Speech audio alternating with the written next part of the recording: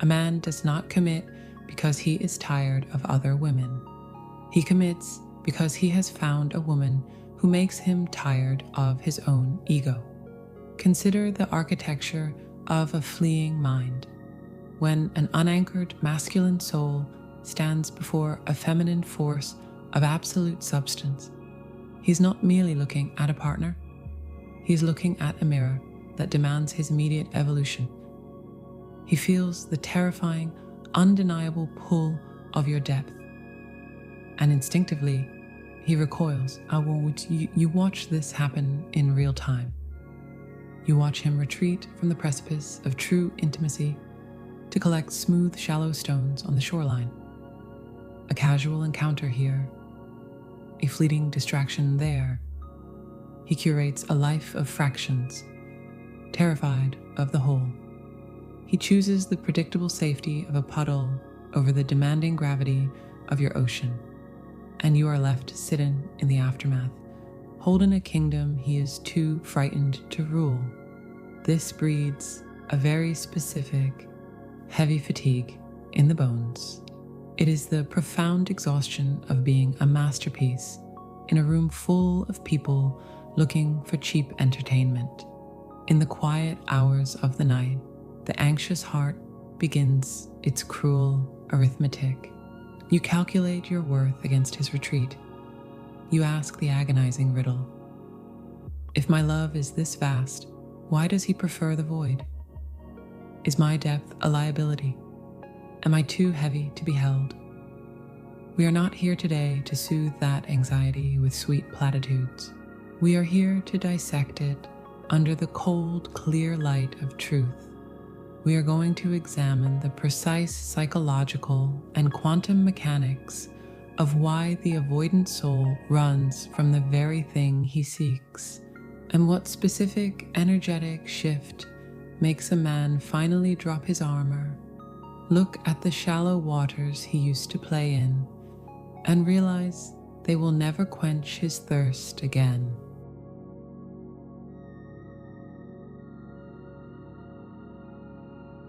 Let us begin with the diagnosis.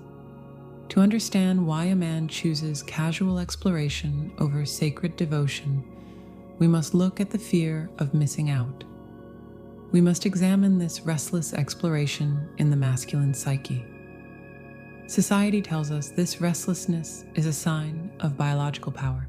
It is not. It is a distraction from his soul. When a man is operating as the unawakened counterpart, he lives his entire life on a horizontal axis. The horizontal axis is the realm of the ego.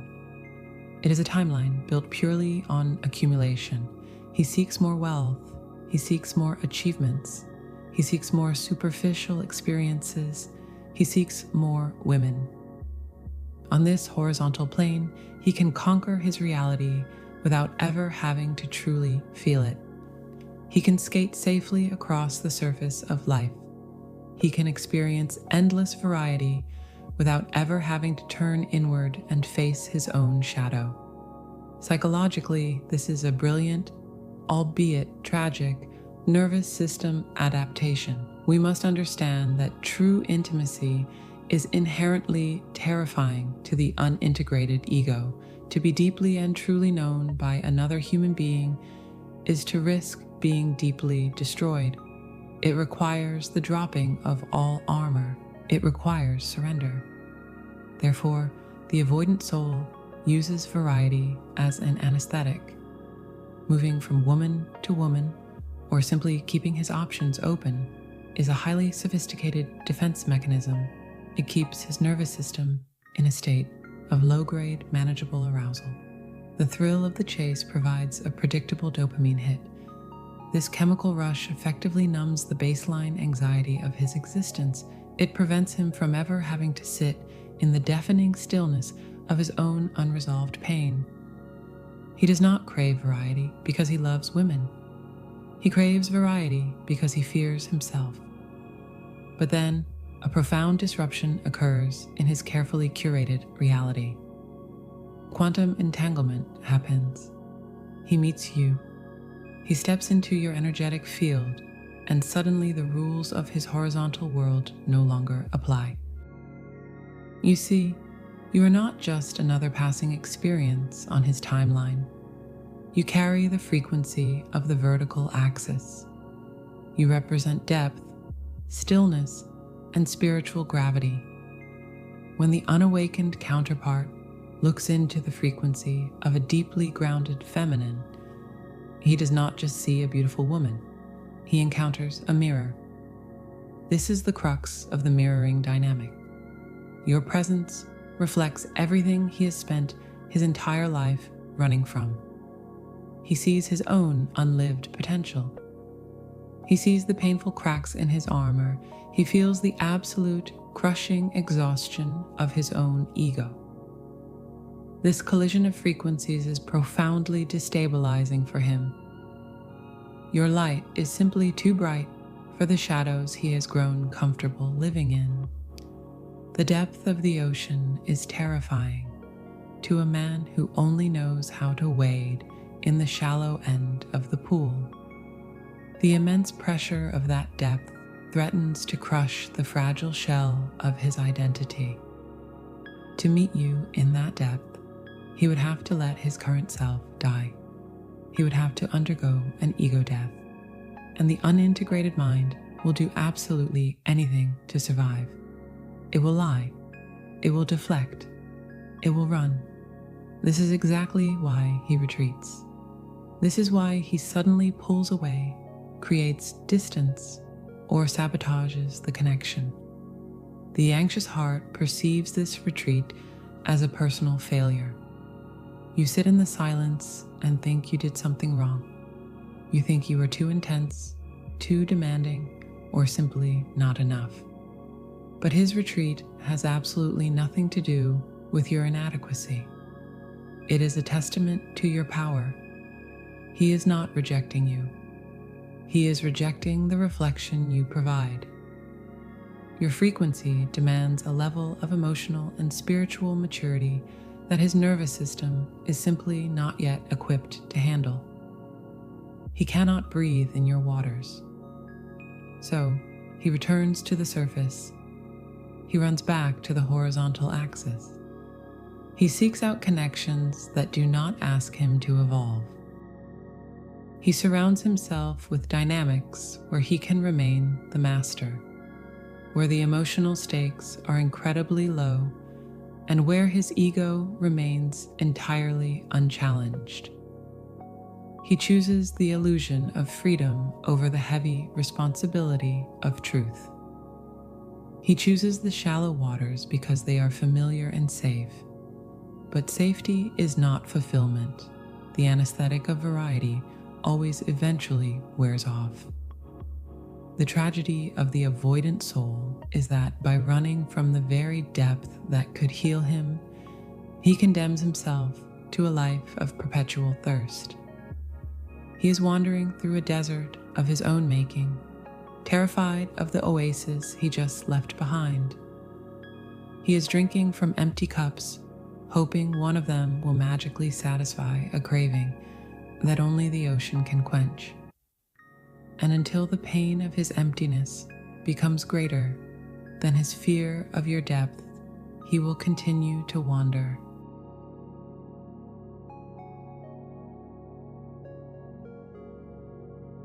Here is where the paradigm must shift. Here is where you must completely rewrite the narrative in your own mind. You have viewed his retreat as a rejection.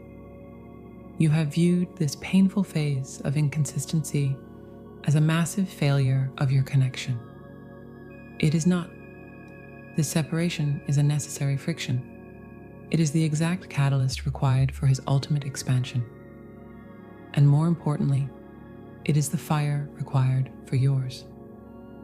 We must look at the mechanics of spiritual maturity. A high-level masculine soul cannot remain in the shallow waters forever. The ego can only sustain the illusion of satisfaction for so long. Eventually, he reaches a point of diminishing returns on the horizontal axis. The endless variety he once craved becomes entirely tasteless. the dopamine hits become shorter. The emptiness that follows becomes much louder. Moving from surface to surface begins to feel like a heavy, repetitive chore. The shallow waters grow deeply stagnant. The very defense mechanisms that once kept his nervous system safe now form the cold bars of his own prison. He begins to wake up to a quiet, terrifying truth in the middle of the night. Breath offers absolutely nothing but repetition. He has conquered the surface of the world, and he is profoundly, agonizingly bored. He realizes that true power does not reside in how many external experiences he can blindly collect. True power resides in depth. True power is the ability to stand naked in the fire of intimacy and remain unburned. This is where he encounters the resonance of the One. What exactly makes a masculine soul decide that a single woman is enough? It is not a logical calculation. It is not a pros and cons list. It is gravity. When a man moves from a life of casual exploration to a life of sacred devotion, it is because he has collided with a force of nature. He has encountered a feminine frequency that possesses a gravitational pull far stronger than his own fragile ego. He feels the inevitable magnetic pull of your center. He recognizes that to enter your depth is to step into the fire. It requires an ego death.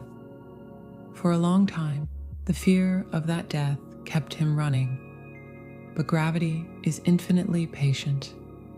Eventually, his craving for absolute truth becomes stronger than his fear of ego death.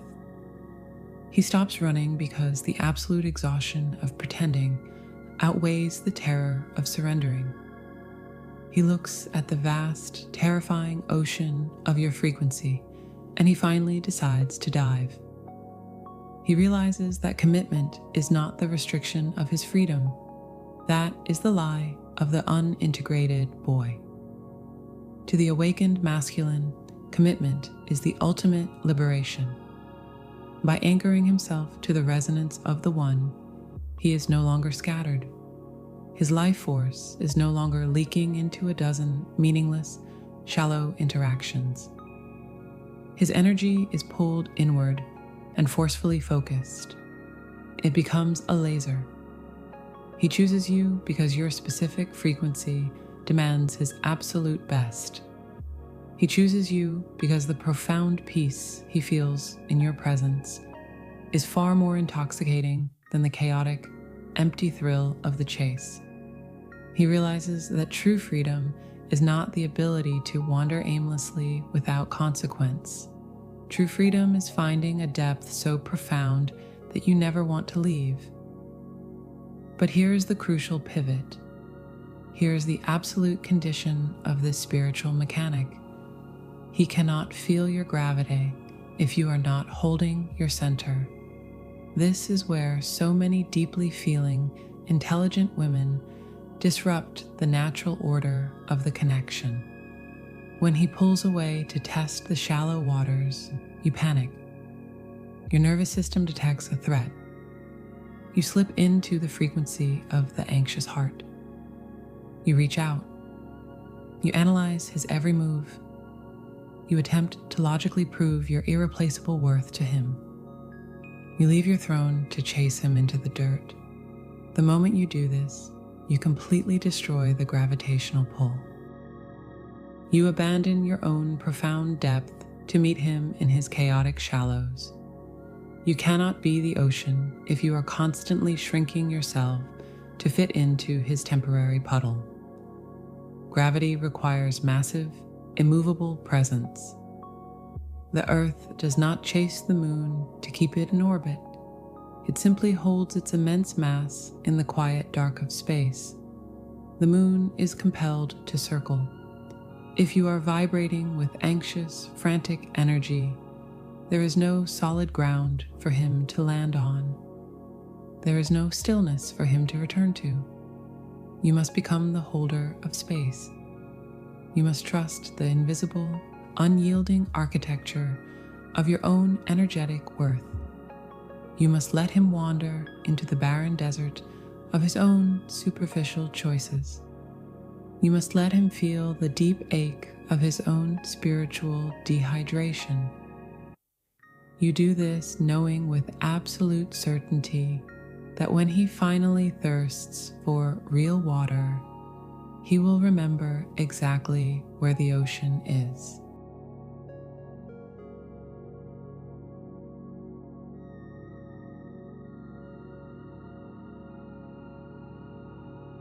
How do you cultivate this magnetic frequency? How do you become the high-value feminine that naturally inspires this level of devotion? You do this without saying a single word. You do not need another exhausting conversation about where things are going. You do not need to send a carefully crafted text message. You need an energetic revolution. You must become the holder of space. This requires 3 specific internal shifts. These are not manipulation tactics.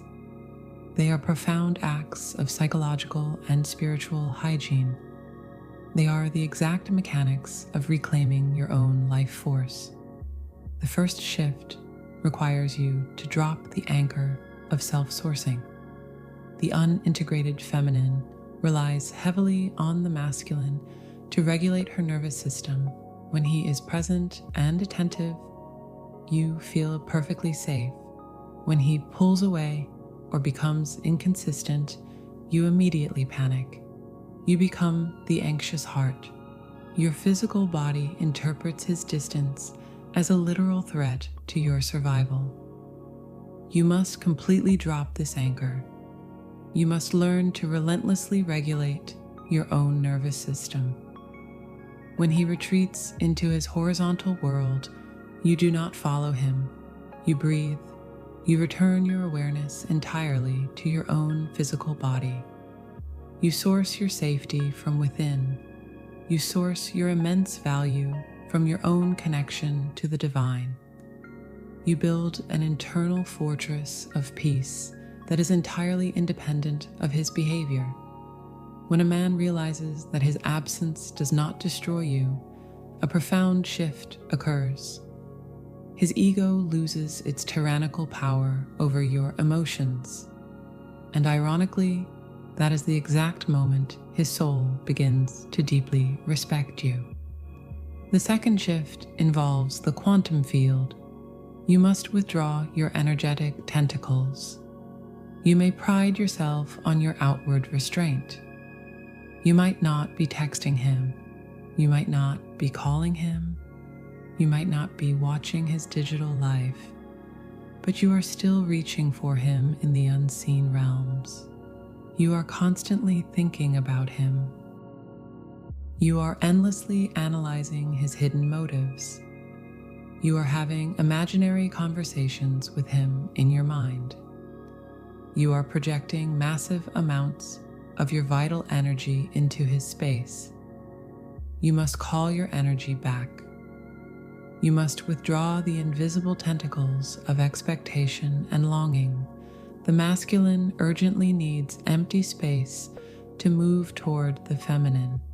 If you are constantly filling all the energetic space between you with your anxious vibrations, there is absolutely no room for him to step forward.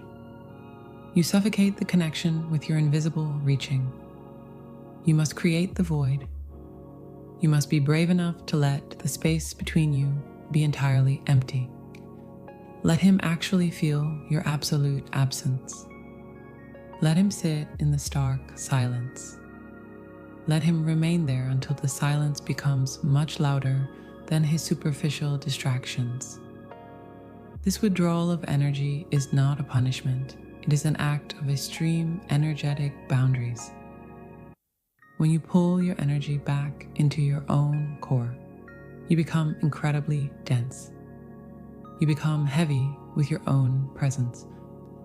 This is what creates the gravitational pull we spoke of earlier. As long as your energy is leaking out toward him, you're completely weightless. A weightless object cannot generate gravity. By calling your energy back to your own life, your own passions, and your own healing, you reestablish your mass. You become a celestial body in your own right. He will unconsciously feel this shift. He will feel the sudden absence of your energetic pursuit. The invisible pressure he felt to perform or escape will entirely vanish. And in that pristine emptiness, his own genuine desire has the opportunity to finally breathe. The third and final shift is the most crucial. You must embrace the frequency of the sovereign. The sovereign does not beg for crumbs. The ocean never asks the river to flow into it. The ocean simply exists in its vastness, and the river is naturally compelled to find it. You must realize that your depth is a rare privilege to experience. You are not waiting in agonizing suspense for a man to finally choose you. You are simply existing in your absolute power. You are quietly observing to see if he possesses the capacity to meet you there. You must completely eradicate the desperation of being chosen. You must shift your internal dialogue from hoping he picks you to wondering if he is actually capable of joining you. When you make this profound psychological pivot, your entire frequency changes. The subtle posture of your spine changes. The micro expressions on your face change. The tone of your voice drops into a grounded resonance. You become fiercely magnetic. This magnetism is not achieved through exhausting effort or strategic calculation. It is achieved through absolute, unapologetic presence. You stop auditioning for a role in his chaotic life. You take your rightful seat on the throne of your own reality. You understand that if he chooses the shallow waters, it is a reflection of his own limitations, not your lack of worth. You remain beautifully unbothered. You hold your space with the terrifying grace of a queen who knows her kingdom is entirely secure. This is the practical integration of sacred devotion. It begins and ends entirely with you.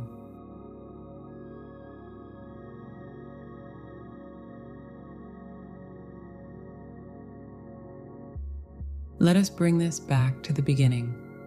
Sacred devotion cannot be forced. It cannot be manipulated. It cannot be earned through people-pleasing or shrinking yourself to fit into his horizontal world. Commitment is not a sacrifice a man makes. It is an upgrade. When a high-level masculine chooses depth over variety, he is choosing to level up his entire existence. He is choosing to step into his kingship. The question is not whether you are enough for him. The question is whether he is ready for the initiation that your frequency requires. Hold your space. Protect your depth. Remain in the frequency of the sovereign. The waters will calm, the illusions will fade, and the truth of your connection will reveal itself in its own perfect time. Until next time, breathe deeply. You are exactly where you need to be.